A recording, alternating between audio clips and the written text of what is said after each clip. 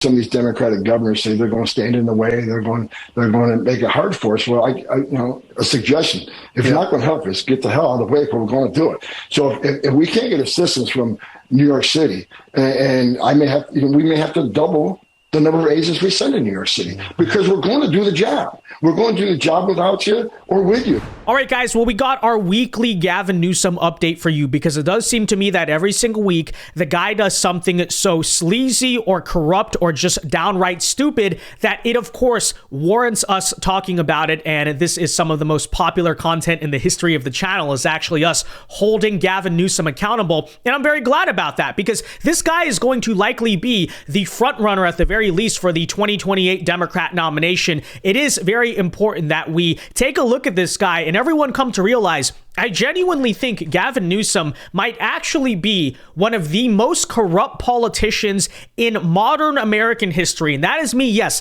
comparing him with the likes of people like Hillary Clinton and Dick Cheney. He genuinely is up there, because the sleaziness, the corruption deal with PG&E, which really does not get talked about enough, and now just the downright transparent pivoting for political purposes is so transparent. That is right, because now Gavin Newsom is starting to, it would seem, performatively at the very least, almost admit defeat to the Trump administration. But everyone knows this guy's never honest, so it's not for good reasons. It's not like he had some type of ideological epiphany and he's putting on the MAGA hat. No. He's absolutely trying to be manipulative, but nonetheless, I do find it to be kind of funny that you now have Gavin Newsom basically on his knees begging Trump for more help and, complying with some of his wishes. But we'll tell you about that story in today's video. First, folks, do us a big favor. If you enjoy the content, make sure that you hit that like button down below and subscribe if you are new. You subscribing is the best way to ensure we can keep doing these videos,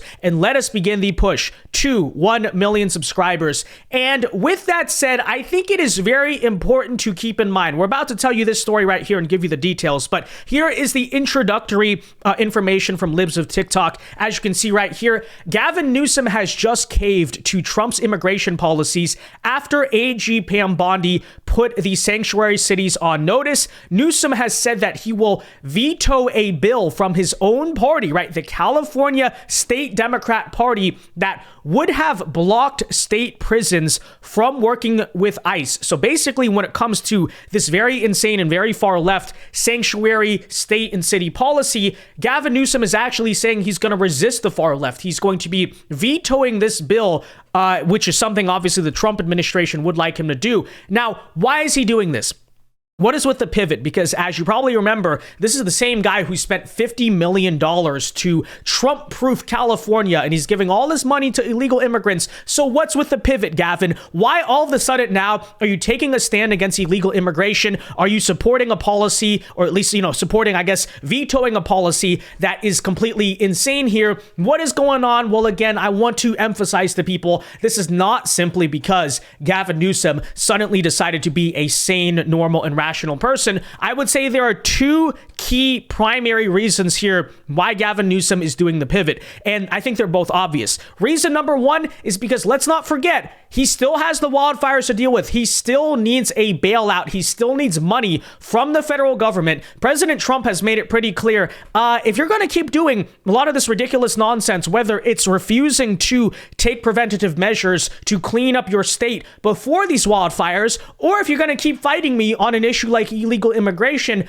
I'm not sure your aid is necessarily coming, buddy. So let's be clear about that. Again, reason number one, Gavin Newsom is begging for money, and that's why he's kind of hilariously here sucking up to Trump. Most importantly, thank you for being here. It means a great deal to all of us, and not just the folks in Palisades, the folks in Altadena that were devastated.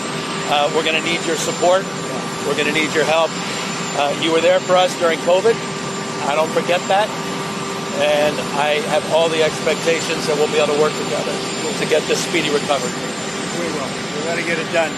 Again, see exactly what I mean. So unbelievably sleazy. He just literally, as Trump is coming to visit him, signed all this legislation to Trump-proof California. And now once Trump gets there and Gavin Newsom knows he needs money, what is he doing?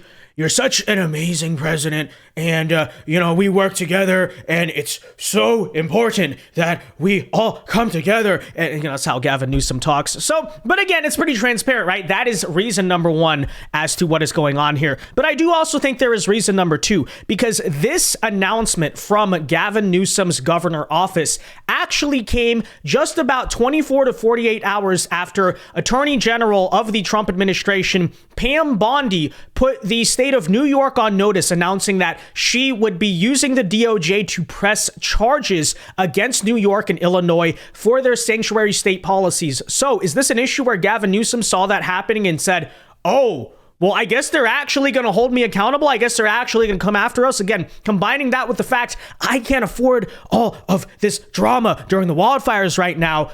Maybe I should just kind of like sit this one out, not fight this battle. I don't know, but I do think there's definitely a connection here to what Pam Bondi threatened to all the Democrat states in this nation. We're here today because we have filed charges against the state of New York. We have filed charges against Kathy Hochul. We have filed charges against Letitia James and Mark Schroeder, who is with DMV.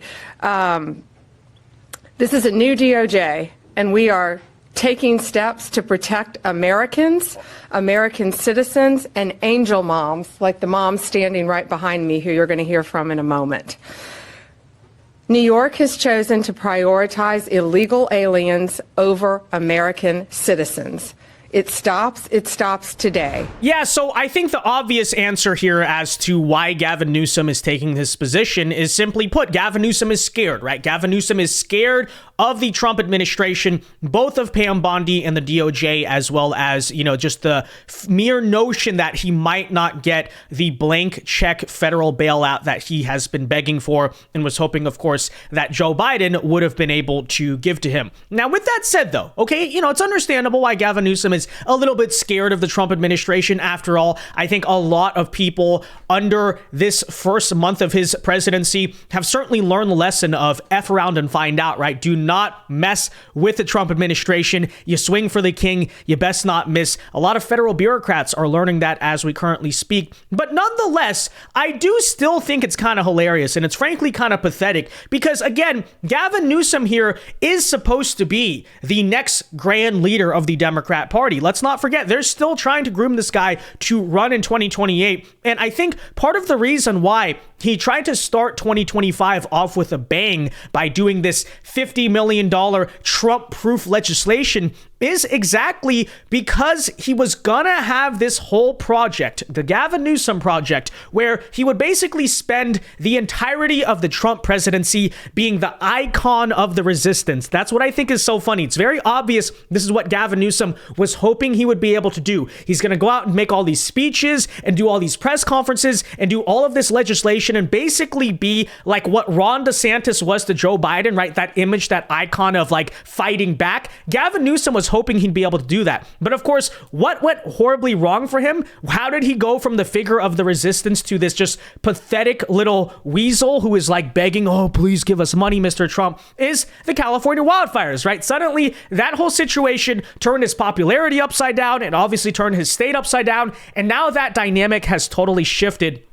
I think Gavin Newsom went from someone who was begging for the attention, begging for the spotlight, to now he is just wishing he can get out of that spotlight, right? Because he just knows the more that people talk about me, the more people are not going to like me right now. And that certainly is a massive fall from grace, to say the least. No one's naive. I've been there. We have the receipts. We know exactly what he intends to do. He's been very honest about that. And there's nothing to suggest that he's not even more hell-bent on doing it. He broke the law. The courts adjudicated that. It's not an assertion. He did certain things that were unwound at the agency level that attacked this state. And so we are preparing for that. We're not going to be caught flat-footed, and we want to be prepared as early as January 20th, and that's why the special session is important. Again, we reacted to the assault. It wasn't a proactive litigation strategy. It was a reactive strategy. I hope there's not one lawsuit with the Trump administration. As I said, open hand, not a closed fist. Yeah, what happened to that Gavin Newsom? Okay, where is he? Because now, again, all that you have is like just this pathetic, oh, please give us money. I'm so sorry, Mr. Trump. It's kind of funny to watch. No one's exactly going to be forgiving Gavin Newsom. Again, this guy's just sleazy. Let's keep that in mind. But nonetheless, here is the article I was talking about. Newsom is threatening to veto a bill limiting state prison ICE cooperation, and this is according to The Hill. So here you go. California Governor Gavin Newsom plans to veto a bill that would prevent the state's prison system from collaborating with Immigration and Customs Enforcement. His office told The Hill on Friday, right? The governor will veto AB 15 if it reaches his desk. Now, I want you to also keep in mind just kind of a symbol here of how crazy these Democrats are in California. Imagine that. Imagine that actually being a bill. The state prison system cannot collaborate with ICE. You know, I understand a lot of liberals think that your ordinary illegal immigrant who is not actively out on the streets stealing things or hurting people or whatever should be allowed to stay in this country, right? There's a whole debate about that. I disagree with it, but I kind of, you can at least understand where they're coming from, the compassion argument or something. But guys, we're talking right now about a bill where in the state prison system, okay, you're talking about violent criminals. In some cases, you're talking about sex offenders and murderers. Like, I kid you not. And if they're here in this country illegally, the California Democrats want the ICE officials to not be able to work with them to deport them? Really? You're not going to turn them over to immigration if they're out there actively killing people? That's literally what this bill is saying. Okay. Just keep that in mind, and also keep that in mind when Gavin Newsom tries to tell you that the crime policies in California are not literally insane and mentally deranged, which of course they absolutely are. But nonetheless, here we go. Assembly Bill 15 states that when California's jails and prisons voluntarily and unnecessarily transfer immigrants eligible to release from state or local custody to ICE for detention and deportation purposes, these community members face double punishment and further trauma. Of course, literally, again, the most woke thing I've ever heard in my life. You may be an illegal immigrant, violent criminal, but we don't want you to have mental trauma, you know? We don't want you to be punished. Okay. The Department of Corrections and Rehabilitation shall not detain on the basis of a hold request, provide an immigration authority with release date information. So the state prison system under this bill would not even be allowed to tell ICE when this person is getting out of jail. Again, we're talking about an illegal immigrant criminal, or respond to a notification request, transfer to an immigration authority, or facilitate or assist with a transfer request any individual who is eligible for release, the bill says. Now, I would argue that this bill itself is probably illegal. Like, I'm not sure exactly the state government is allowed to defy federal authority in such an egregious and transparent way. But nonetheless, that's what's currently going on. And again, Gavin Newsom is apparently going to be vetoing this bill, assuming it does reach his desk, which is unclear at the current moment. But it is kind of telling, right? Why did Gavin Newsom, at least his office, go out and say that? I think the answer is obvious. He doesn't want to piss off Trump anymore, right? He's kind of, I guess, a little bit scared of it, to say the least. But with that in mind, okay, we're still talking about the fact that obviously he does want a blank check. I think it's worth noting that what Gavin Newsom is doing with this statement right here is, of course, as everyone knows, completely performative. And we have proof of that because issue number one, right? Issue number one of, look, you have to take preventative measures to ensure that this California wildfire does not happen again. That's something that Trump has said. That's something that Republicans have said. And of course, you cannot just enact a total disaster in rebuilding the state of California. I would first of all like to point out that when it comes to these rebuilding efforts that are currently underway, a lot of the same issues that Trump pointed out to Mayor Bass and pointed out to Gavin Newsom are still persisting as we speak. And there is essentially no rebuilding happening or being allowed to happen. And yet California is still begging us for money. So just keep that in mind when Gavin Newsom goes to DC the next time to beg us for money. So I'm out here at Los Angeles County Public Works, and I just tried for the third time to pull a phase 2 debris removal permit, and even showed them the form that they published online of the process. And they told me they've never seen this form before, and they still don't know what the process is. They said I need to go visit Environmental Services, but I was already over there, and they sent me here. So it seems like they still don't have their act quite together. going to try again tomorrow, but as of this moment, doesn't seem like there is a legitimate way to pull a phase 2 debris removal permit. And LA County is keeping everybody in limbo, so would like to see the public officials get on this. This is ridiculous. Yeah, so let's keep in mind it was last month. In fact, it was the first Friday of Trump's presidency. Remember that? Where Trump met with Mayor Karen Bass of LA and said, look, you have to remove your red tape. You have to allow people to go in and clear out their debris. And of course, Karen Bass very famously said they are being allowed to clear out the debris. Well, now it is almost an entire month later, and Trump is still correct because LA still does not have its act together. But again, they're telling us, we just need, please give us money. You know, we're going to do it right this time. Yeah, clearly not. The proof is in the pudding. You have emergency powers just like I do, and I'm exercising my emergency powers. You have to exercise them also. I did exercise them. Because I looked, I mean, you have a very powerful emergency power, and yes, you can do everything within 24 hours. Yes. And if individuals want to clear out their property, they can. Well, yes, but you know that you will be able to go back soon. Mr. President. We think within a week. That's a long time, a week. I'll be honest. To me, everyone's standing in front of their house. They want to go to work, and they're not allowed to do it. And the most important thing is for people to be safe. They're safe. They're safe. You know what? They're not safe. They're not safe now. Well, yes, Mr. President, a week is a long time, except it's been almost a month now and the people are still not being allowed in despite, Karen Bass saying it's going to happen within a week. So let's just keep that in mind. First of all, yeah, the rebuilding process that they're claiming, they're promising to us they're going to do better this time is completely corrupt. It's completely incompetent. That is number one. But number two, what I think is also really important to remember is despite the fact that Gavin Newsom might be performatively vetoing one bill that, let's keep in mind, has not actually gotten to his desk yet, so it's unclear whether they're actually going to try to even pass this at all whatsoever. While he is saying that, while he's giving a little bit of a nod to the Trump administration to not piss them off too much while he's trying to get money and he's trying to recover himself politically, it's important to note here that the insanity, the sanctuary state insanity in California is still fully in effect. In fact, this week it was exposed that in the California Assembly budget hearings, apparently this guy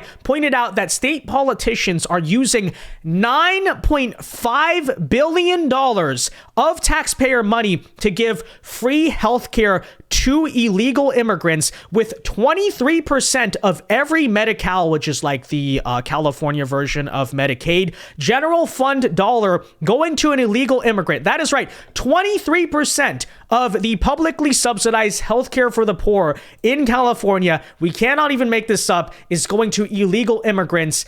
But we're supposed to sit here and pretend like everything is so fine with California because Gavin Newsom said one thing that will try to appease Trump. No, absolutely not. Do not buy it. It looks like we're dipping into about $7 billion of reserves, if we are to believe your numbers, and I don't believe your numbers.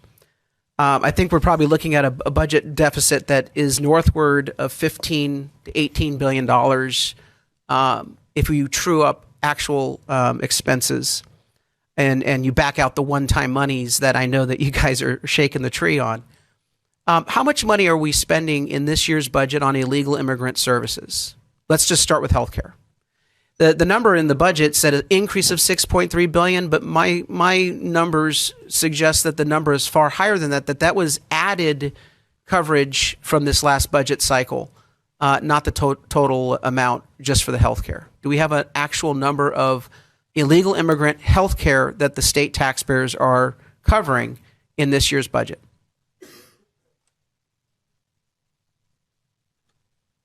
Guadalupe Manriquez with the California Department of Finance. So in the current year, to cover undocumented individuals in Medi-Cal, we're spending $9.5 billion total funds. So it's not the $6 billion that people continue to talk about in the media. It's $9.5 billion.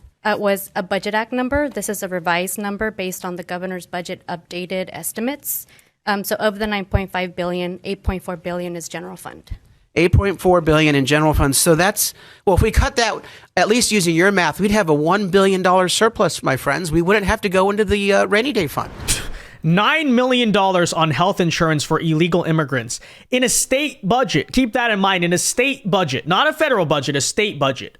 Insane. Literally the most insane state politically in this entire nation. And as someone who grew up in California, I'm not surprised, right? About 20% of Medi-Cal is going to illegal immigrants. And they know this because keep in mind, in California, that's not considered fraud. It's actually just legal. It's like, yeah, basically in California, when it comes to rights to having civil services and all this stuff, no, you just simply do have the same rights as a citizen. Even when it comes to things that take taxpayer money. Okay, so, that's just what we're dealing with. Again, not surprising, but just keep stuff like this in mind when we are told that Gavin Newsom is suddenly acting tough on immigration. There's a reason not to believe it. He may be trying to do a performative nod to not piss off Trump and get his money. We cannot believe him whatsoever. And guys, let us not forget the fact that even if he wants to, do this little act right now, Gavin Newsom already moved ahead with a special session that funded $50 million to, of course, Trump-proof the state of California.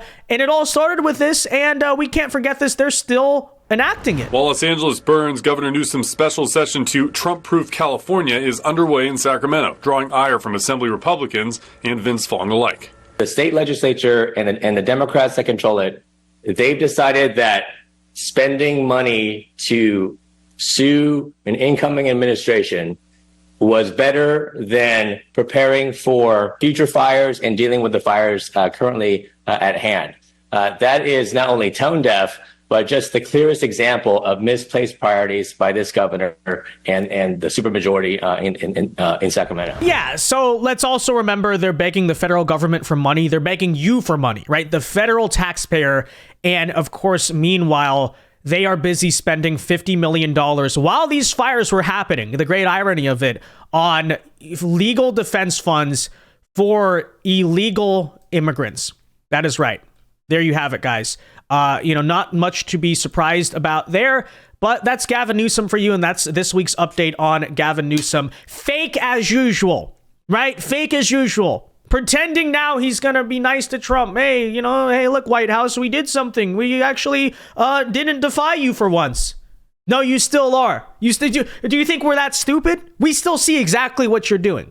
Okay, so keep all of that in mind. But with that said, guys, let me know your thoughts on this in the comment section down below. Be sure to leave a like on this video, subscribe if you are new, and until next time, God bless and peace.